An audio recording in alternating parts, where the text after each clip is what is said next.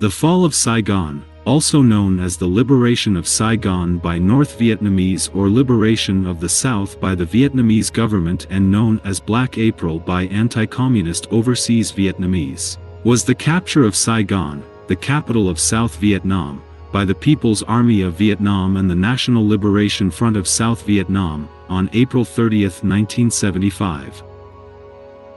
The event marked the end of the Vietnam War and the start of a transition period from the formal reunification of Vietnam into the Socialist Republic of Vietnam. An iconic photograph of evacuees entering a CIA Air America helicopter on the roof of the apartment building.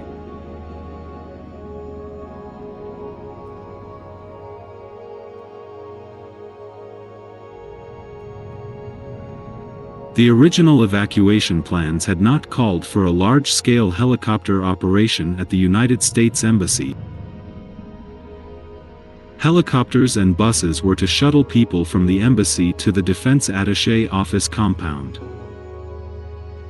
However, in the course of the evacuation it turned out that a few thousand people were stranded at the embassy, including many Vietnamese. Additional Vietnamese civilians gathered outside the embassy and scaled the walls, hoping to claim refugee status. Thunderstorms increased the difficulty of helicopter operations. Nevertheless, the evacuation from the embassy continued more or less unbroken throughout the evening and night. Although this was the end of the American military operation, Vietnamese continued to leave the country by boat and, where possible, by aircraft. Republic of Vietnam Air Force pilots who had access to helicopters flew them offshore to the American fleet, where they were able to land. Many Republic of Vietnam Air Force helicopters were dumped into the ocean to make room on the decks for more aircraft.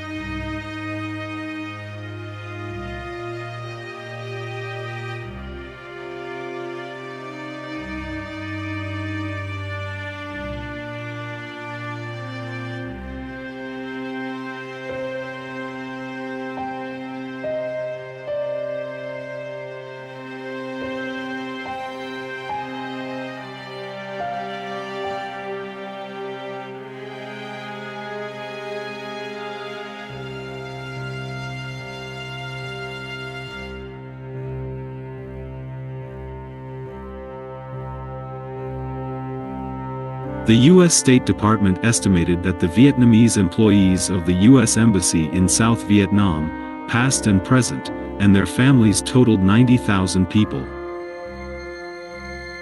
In his testimony to Congress, the U.S. Ambassador to South Vietnam, Graham Martin, asserted that 22,294 such people were evacuated by the end of April.